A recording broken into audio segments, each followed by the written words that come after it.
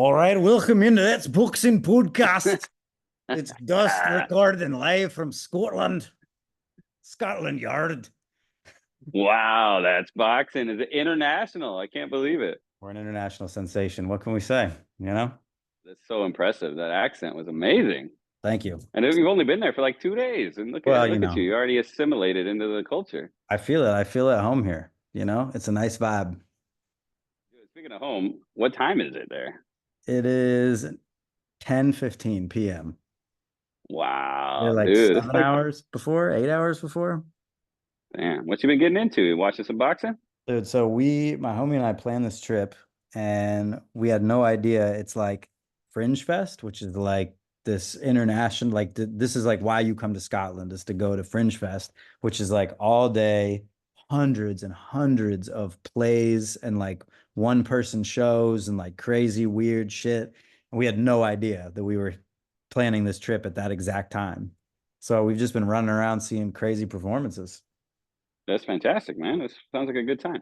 It was pretty Any good. boxing though? You got any You local know, boxers you over know, there? I couldn't catch it live. It was like 3 a.m. here. I couldn't do it. But the next day, for sure, I caught the replay. I ran through and I Nice, stayed off the news too, so it was fresh for me.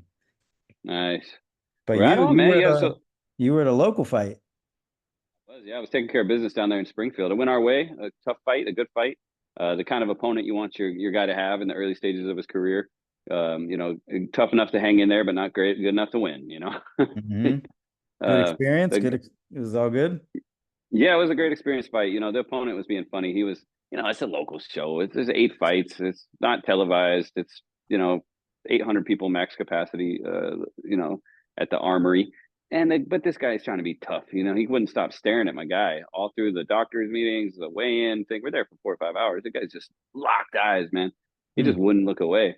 He's trying to win some kind of psychological battle here, but we just laugh it off, and ignore it.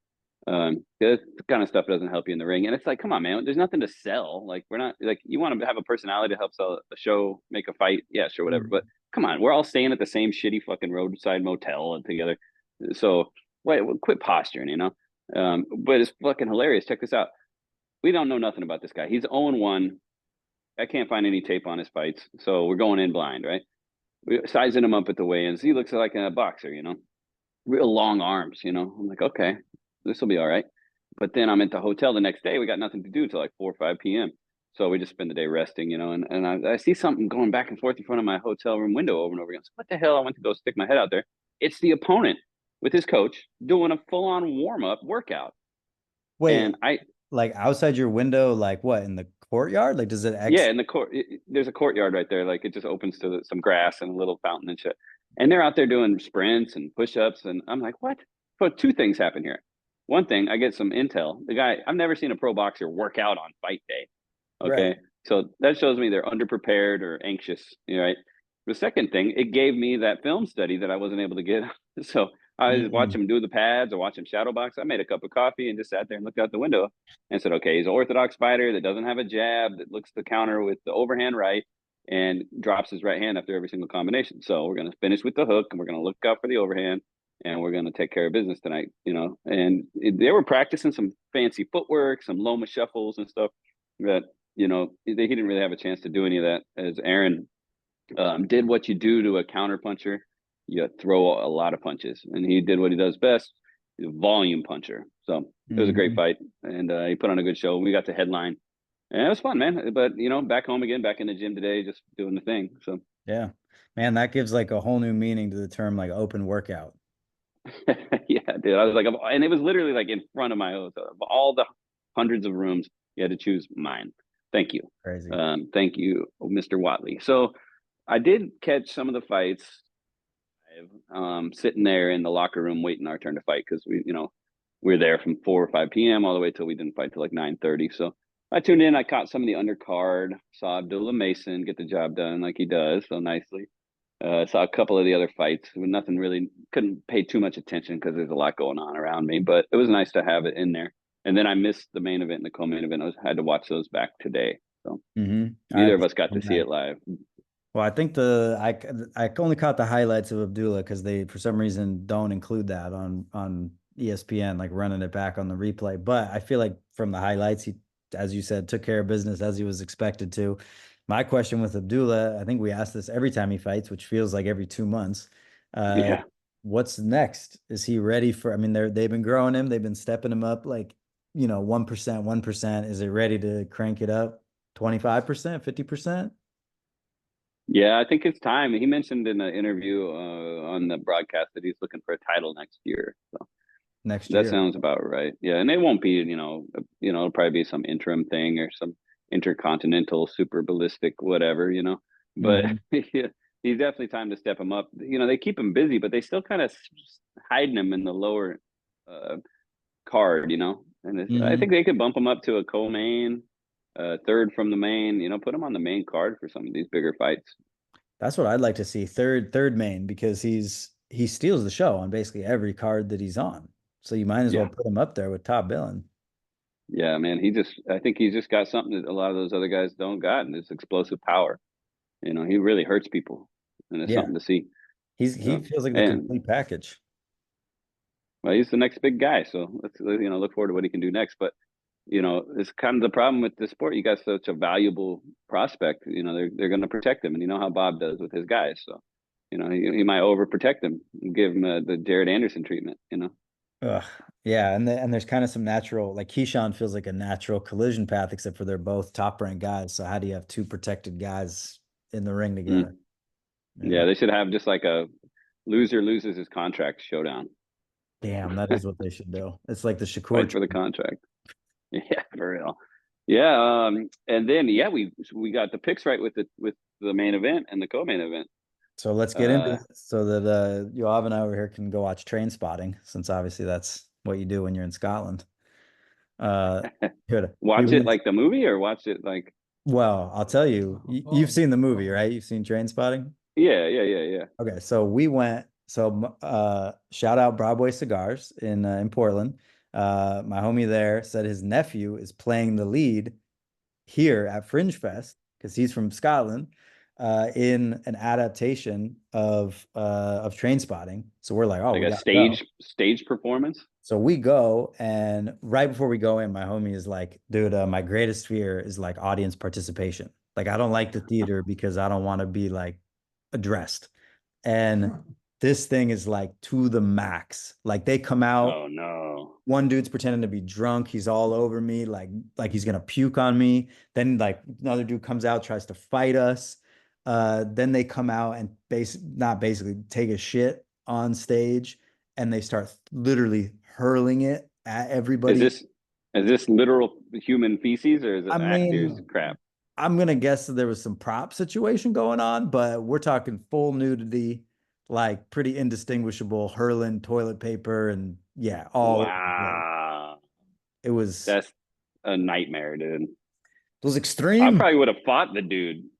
Like if you're Oh, gonna come out and fight with me, I'm fighting with you too. I got right up. I got up in dude's face. It was like, They yeah, didn't get shit on your dad's boxing shirt though, did they? thank God. No, I was like, I'm not playing with this feces. Like, keep this away Did they from me. give you a trash bag or something? That's what I thought it You're should have been like Shamu type shit in the front row. Like they give you a poncho, but walking out of there like a Gwar concert, just yeah, taking the whole thing home with you. it was like Nasty, that. It dude. was like that. So now we got to run the film back. But main event, Makhmudov, you got this call right. Fantastic call. Huge underdog. Not only did you get the underdog, you got the method of victory. Amazing. I had a feeling. Last weekend on the pod, I said I don't care about those heavyweights. That's your deal. But I care enough to find out what's going on. So I reviewed their records and I looked at their opponents and I saw what has this Makhmudov actually done. And when you look at it like that, and then you look at his recent work, you say, well, I don't know. There's something kind of missing here. And Guido, he's been showing a lot of potential, and he's had some struggles too. But I thought, in this class, I think this guy's going to come over the top, like tectonic plates. One has to fall, and one has to rise. And I picked it right, and I'm real happy with that. That I was fucked up, man. I was damaged, and clearly that had a lot to do with the finish. Yeah, absolutely. I mean, Makhmudov is what, 19 wins, 18 knockouts. Obviously, he has the power, similar to a Wilder in that way, where I don't think anyone's praising him as the greatest boxer of all time, but he just looks like he has the power to steamroll over people, and much more physical size in terms of literally hold him down and move it. But Guido, we thought he was going to be a little more undersized when we kind of did our analysis last week. And, he looked smaller, the smaller man, but he really capitalized on the speed, I thought. And he just worked on the outside and kept him at the tip of his jab and the tip of his two, and he just ate that eye up. And by whatever the third, fourth round, Guido couldn't see any of those rights coming, and that was it spelled the end of him. Yeah, yeah. I mean, you can't see the punches that you can't see are the ones that hurt you. And if you got one eye, you're really, really handicapped. And handicapped is certainly what happened to Derevchenko in the main event. Well, So I would question real quick on when Makhmudov, the doctor in between rounds, is covering his good eye, right? And asking him, can he yeah, see? And I swear, looking at his face, he was just guessing every time. yeah. You He's know like, the famous story about that? no. God, I can't remember who it was. Who was it? Well, either way, the guy's eyes closed up. He can't see nothing. They're asking, can he see? The coach is tapping his leg, how many fingers he's holding up. He says, 1, 2, 3. And so the fighter goes, 3. And then the ref goes, okay. And he tries again. 2 quick taps, 2. So the coach tapping the fighter's leg, Brilliant. get back in the fight and keep going. So maybe they pulled a little magic trick like that. I could see it. I could see it. Yeah. I mean, yeah, they let him keep going. I thought they were going to stop it 3 or 4 times. I was going nuts when they finally did, and you cashed out. Watching the cornerman work that in swell, trying to push the swelling out, it was so painful looking. I was like, that's not the kind of swelling that you can move.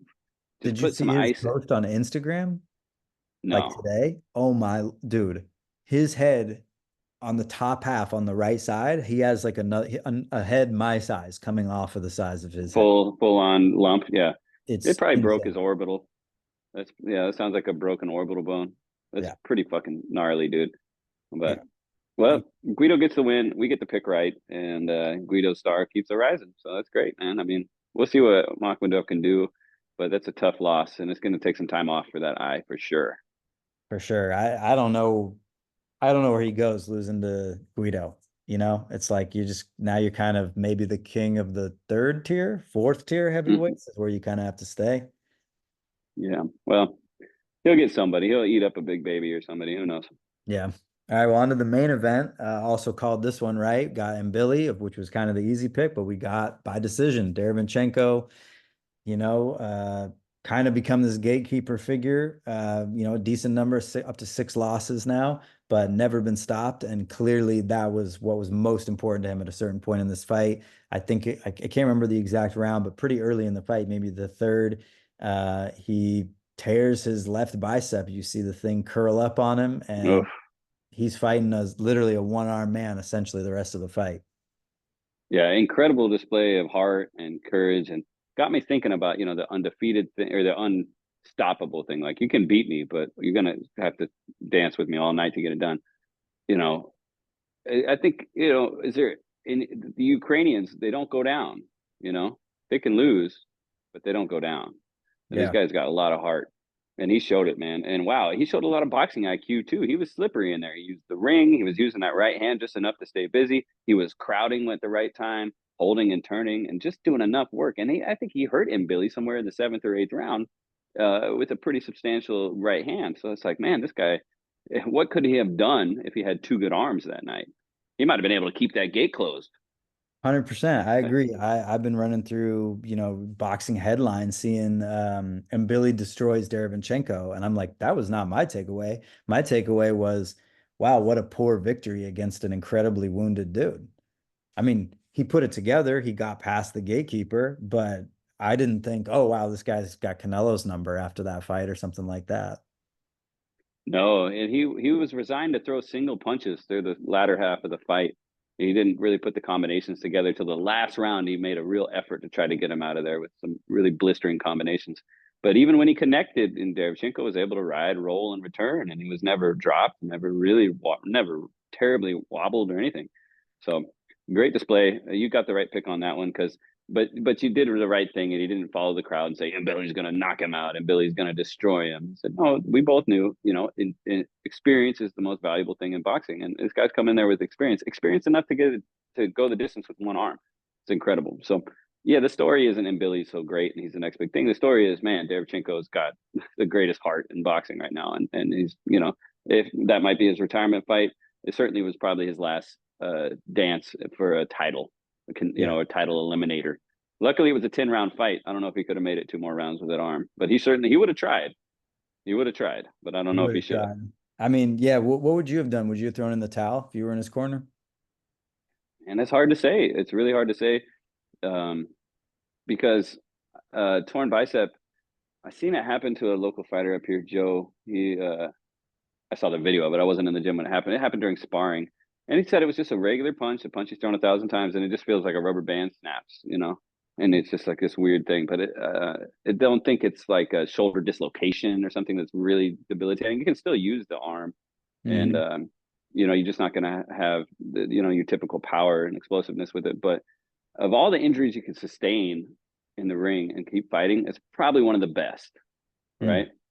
Probably one of the best injuries you can sustain. It's not in your legs, so you can still move. It's not in a joint, so you're not like tearing ligaments and shit. What's torn is torn, and it's not going to get any worse. Miguel Cotto, his retirement fight, he tore his bicep in very Hmm. similar fashion later in the fight. Was able to finish the fight too. So of all the injuries, I'd say that one's probably the safest to continue with. I was wondering about that because he wasn't really throwing the jab. He maybe threw like 10 jabs, I feel like, the rest of the whole fight, but he was kind of using it as a stick here and there, which I think, and Billy probably took 2 rounds maybe before it looked like he figured out, oh, I'm fighting a one-arm guy. But then right when he would kind of make some adjustments with that, Derevyanchenko would either switch southpaw and then start using the right hand as the jab, or he'd stick his left hand out and kind of control the space with it. So it's like he used it just enough that it felt like him Billy never really got any momentum in his favor, even with this wounded opponent. Yeah, yeah, it definitely doesn't put a lot of shine on his performance there. I think there was a lot of pressure on him to shine, and sometimes the harder you try, the worse it gets.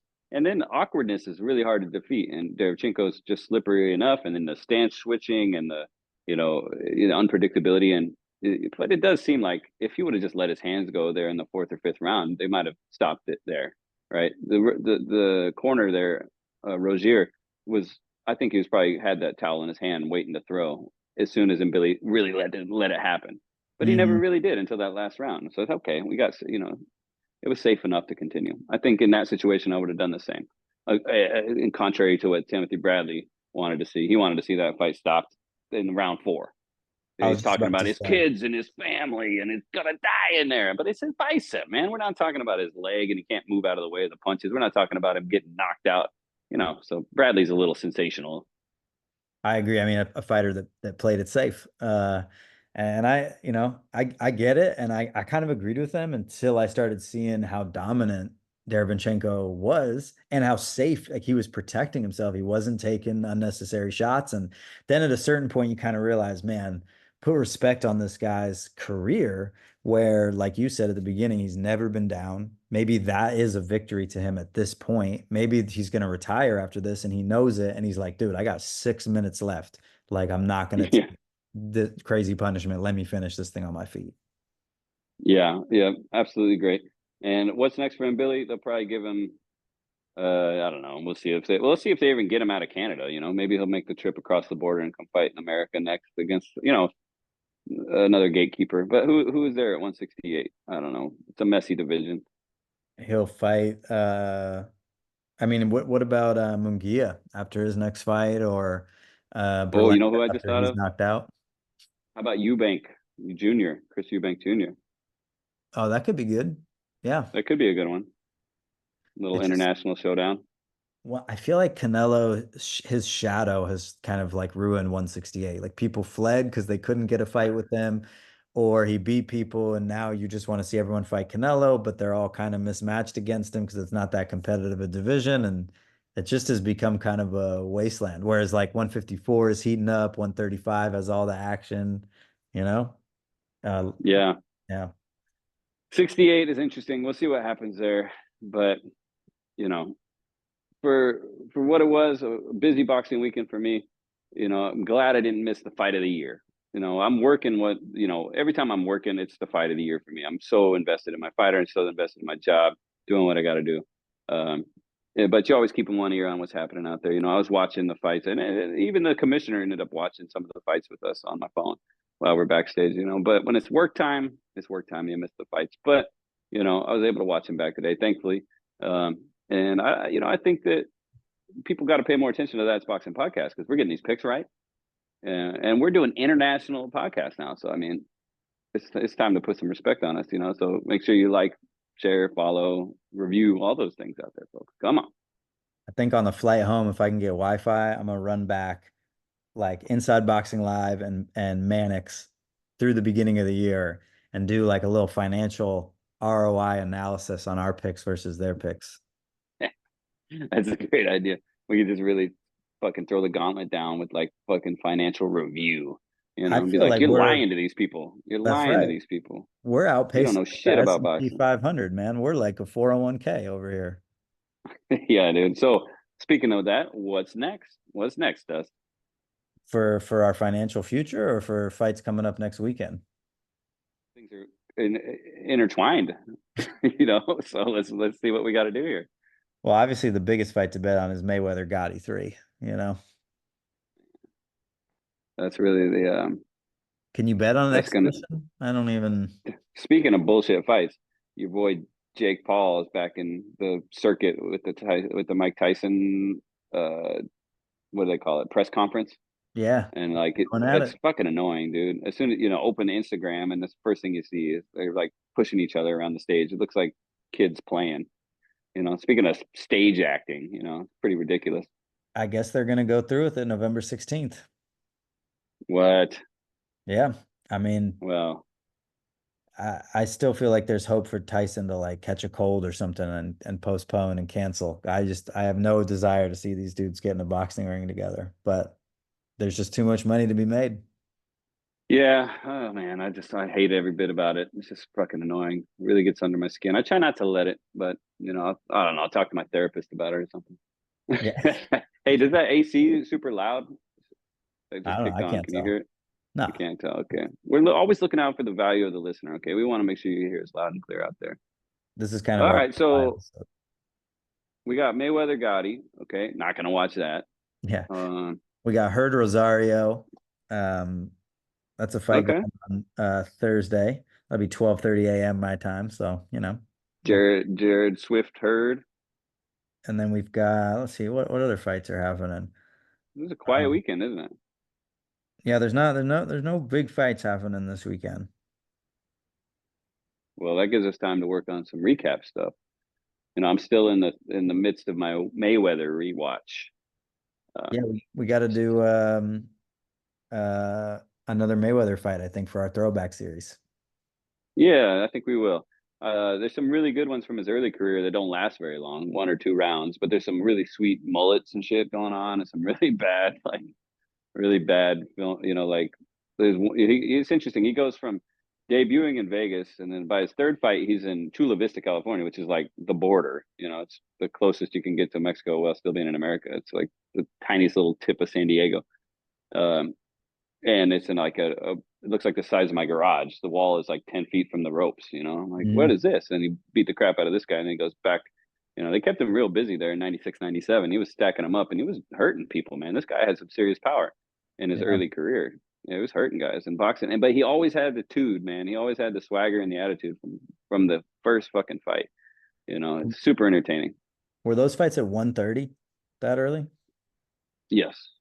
So he came out at 1:30, knocking everybody out and ended up 147, not quite as much. And I mean, it was like body punching too. He's a real accurate puncher. Yeah, and he got hit a lot more in those early days too, though, because we take a risk, you might get clipped, and so it was a little back and forth. It wasn't nearly as dominant as his later career in some of those exchanges. You could tell he was still learning on the job.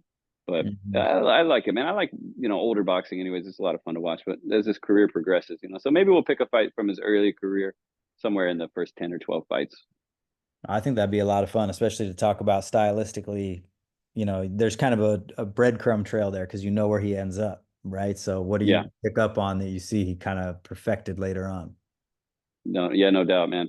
And of all the boxers out there that are still doing it, you know, maybe he's the one that shouldn't still be doing it. Maybe he should hang him up. But what is he doing this for? Pride? Certainly, I don't think there's a lot of pride in fighting a Gotti. I mean, Money isn't it, yeah, this guy is supposed to have it all, right? I don't, yeah. I think it's just like Tyson Fury said recently in an interview, right? He was like, boxing is the most addictive drug. It's the hardest thing to quit. Yeah, I do have a theory about that. Why guys won't quit is because the one of the biggest parts about the game for the competitor, for the boxer, is the mental game, overcoming that voice in your head that says, "What the hell are you doing? This is crazy." You know, Hmm. and they and in that controlling that natural response to a version of violence by controlling that and then engaging in the violence and then winning. I think that has got to be the most ecstatic feeling you can create, as you've mastered your own emotions and then you've mastered another human's physicality. And then Hmm. you've garnered all this praise all in the same process. It's like this big soup of emotional explosion and endorphin overloads. You know, my fighter, Aaron, I know you listen to the pod. I juiced him up for this fight, and like, you're not gonna sit there and be like, humble yourself, kid. You're gonna be like, no, you are a golden god. You're gonna go out there and show this world who you are. You pump him up. I'm pumping myself up. We're getting this thing done. We're building our ego. But then I'm like, I go send him off to his family for a week. I don't want to deal with this kid's ego. Come back to the gym when you calm down. When you come back to the gym, you break him back down again and say, you got to work on your jab, kid. Take it back to the basics. But in the moment, man, you want to inflate that ego till it's just larger than life because you got to go be a rock star. You got to go perform in this dangerous act, this high wire act in front of this crowd of people, who paid to see you. So controlling and mastering those emotions and then coming out on the other side. I mean, it's got to be addictive, right? I mean, these guys, they keep coming back for more. Yeah, I mean, maybe you're just deleting that sensible part so much until it's finally gone. And then it's like, why would you ever stop? You got no brakes left in the car. Yeah, dude, full throttle right into the wall. Hell yeah, Uh, bro. Hell yeah, brother. So what's your plan for the week? When are you coming home? Coming home mid next week. Mid next week. So we're gonna Okay. we're gonna drive out to the Highlands and see the countryside, and then we're gonna fly to Dublin and go to Belfast and check out Ireland, and then I'll be back. So I'll collect some more stories here for the next episode. Okay, what I need you to do on your adventures for me and for the rest of our listeners out here is I need you to do some research on a local boxer in your region. It could be, find me a world champion, something worth, and we'll do a little retrospective. Maybe we'll watch one of his fights and we'll talk about that next week because we don't have a lot of big boxing to talk about. So let's talk about Scotland boxing. All right. I like it. I like See it. if you can find somebody, a Rory McCallahan or fucking Gallagher or somebody, right? How did you There's know got to that's be a guy. exactly who I'm gonna choose? Yeah, I'm man. choosing Let's Molly find out McConnell, about that. man. Come on. No, she's not. She's Irish, not Scottish. I'm going to Ireland. That's, going to the Well, homeland. then go on. You Yeah, should have taken a McConnell shirt with you. I really should have. That's facts. All right, well, getting out of here. Let's get train spotting going. And thanks for tuning into the international episode. Thanks for joining me, Coach, midday. Yeah, good to see you, Dust. All right, amigo. That's Until next boxing. time, I'm Dust. I'm Coach. And that's boxing.